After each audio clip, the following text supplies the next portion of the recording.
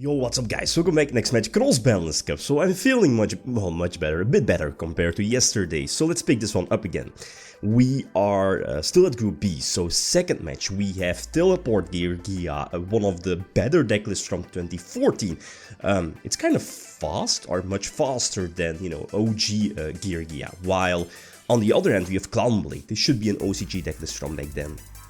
I believe it was from the Yugioh organization, again one of the first place deck lists, you know, you could find on there from back then. So, which deck has the advantage? I think the percentages speak for themselves. I could definitely agree with the people that Clownblade should have the, in theory, should have the advantage over Geargia, again being the much faster deck. It has stuff like Cyber Dragon Infinity, Excite-A-Knight. Actually, both decks have Excite-A-Knight, which again is crucial against big setups, and especially, you know, for something like, let's say, Clownblade, the potential Excite-A-Knight could be very big, right? So going first, Clownblade is going first and having access to one of the field spells. I think this was like the one and only time that we saw the, what is it, the Empowerment field spell.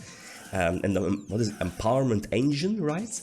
I believe in competitive play, simply because you could discard like Zephyros or, you know, your Trick Clown, Juggler or something like that to special summon your, what is it, Empowered Warrior from your deck. So it's basically just a free level 4 on field. It is what it is. So go for Shockmaster. Shockmaster calling spells, I think. I should be calling spells, you know, Soul Charge, Triple Soul Charge, definitely don't underestimate that in Teleport Geargia, or, well, with Karakuri, right, they can easily get out multiple monsters during the first turn, or at least multiple monsters in the graveyard during their first turn or second turn, and then use Soul Charge to get basically everything back. So both Infinity and, Shockmaster are important. I believe Shockmaster should be calling traps. I think so, and then, you know, one negation should be enough, right? Again, like, I think the best Geargia can do being under Shockmaster calling traps, I guess, is Teleport or Soul Charge. Yeah, Soul Charge, right? Maybe I should, well, then again, I mean, Teleport into a normal summon Geargia is the Karakuri, so there was always a chance that you could run over Infinity. Yeah, that's the thing. So, yeah, negating the Teleport definitely was crucial. Go in for some damage, and what did Shockmaster call this turn? Or I believe, oh, okay, no, all the materials were gone, I think. Again, this is not the best for, oh, no. So, okay, yeah, that's the thing, right? Phoenix Chain, oh, what is it, one of the gears, the level 3 one, you know, the Debris Dragon of them. And Gen X Ally Birdman, back then was it the 1, if I'm not mistaken? I'm not sure, okay, no, it was limited due to TG agents, like 3 years before this particular deck. And you know, as I mentioned before, like, Geargia is still in the tool. Thing though is that I have some follow-up plays ready. Problem is, oh, okay, my Empowerment Engine is gone. All of my 3 monsters are from the main deck. The Moonrose is, or at least the Moonlight Dragon, is not going to do anything, so I need to top deck something strong. And the warning is there, but it's dead. And here the thing is that both monsters are in attack, and the top with the lightning can take care of that. The thing is that, if, like, imagine if both monsters would be in defense, I probably should have gone for, or you know, would have been forced to go for Dagusto Emerald to recycle my, you know, field spell to make my field spell live again, and then, you know, depending on my draw, my follow-ups, I might still have had the duel, but it is what it is. Okay, so I tried to go for Exotonite. Maybe wishful thinking. You know, what is it, the Black Horn of Heaven? Oh, years ago that card was super popular, right? Especially against, you know, like a deck or a format where there's like no Heavy Storm or Giant Tornado, where you can freely set everything.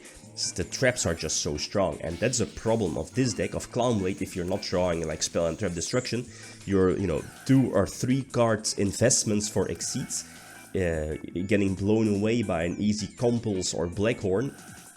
It's very hard to, you know, combat or come back after that. And Soul Charge with Stardust Protection, yeah, that's enough, right? Oh, and that's a cool gimmick with Geargia, you know, set armor, or reflip it face down, use the Karakuri engine to flip the same armor during the same turn, search, etc. So that was the cool gimmick back then, like almost 10 years ago. it's crazy that this is like 10 years ago, this is one of the better decks.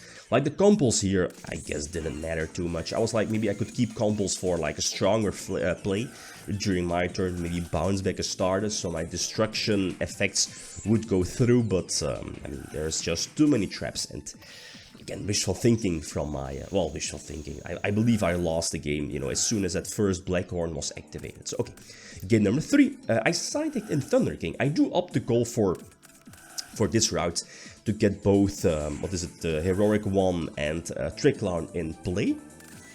This could give me the potential play these during their turn plus double set trap. So that's the thing. It seems like a very weak play, but I do compose the arsenal simply because I don't want to give Geargia the potential monsters, extra monsters in graveyard. Obviously because of Soul Charge, but again, if they have like any Geargia, what is it, Accelerator in hand, they can keep extending, keep pumping out monsters on board to potential fuel one of the 3 Soul Charges, so you can't give them an extra turn. And simply because Geargia is a slower deck, again, they'll just not lose, but they'll be just so far behind if they, you know, miss that first turn setup, like, you know, set armor or go for Gear Gigant X with like Accelerator or Teleport into, you know, more synchro options. And that's where that compos actually helped, as you saw. I did call, what was it, spells? I think, yeah, should be calling spells because, again, hardly any traps, and of course the traps would block my own Fiendish Chain. I draw anti-spell, that's strong for next turn, so another Lavalva Chain, sending Juggler. Okay, I think I used 1,000 Blades already, but this should be game. Yeah, it should be game, okay. But even then, I would have had anti-spell, which is also side-decked in, by the way. So 2-1 for Clownblade. Game number 3. And this is an okay start for Geargia, at least from my perspective. But I was like, okay, let's go for Exciter-Knight. Again, we'll see. Again, very similar to the second game, but now luckily I do have a follow-up play in the form of Northern, which is banned. And I believe Instant Fusion is a 1-off here in this deck, or a 2-off, I can't remember. But again, like, this Instant Fusion lets me extend, and that's something I definitely need, you know, be aggressive. Go for Utopia to potentially prevent a Geargia armor to, you know, activate its effect. No, it's not Accelerator, right? Is it Accelerator? No, the Geargia, is it Geargia Gear, the trap card. Castell, okay, yeah, immediately use Maxi to potentially get some draws, and, you know, Maxi kinda helped me out, especially seeing that Soul Charge. I guess you could go for it, but, you know, getting that many draws, that's probably not a good idea. Problem, though, is that I'm now getting so much advantage that, or at least I potentially just, you know, just getting attacked for a game, so this Fiendish Chain is definitely not going to help out. And yeah, this should be more than enough. So really, really nice, but I kinda, you know, feel that it was pretty much expected, right? As we saw from the votes. So, okay. Clownblade getting the 6 points while, you know, Teleport Geargia stays somewhat behind in this particular group. So next matchup, again a big one. We have Bird Up versus Spiral, so again, feel free to leave your predictions. Okay, guys, that's it. Thanks for watching. Feel free to leave a comment or like if you enjoyed the video. Leave them signing out. Peace.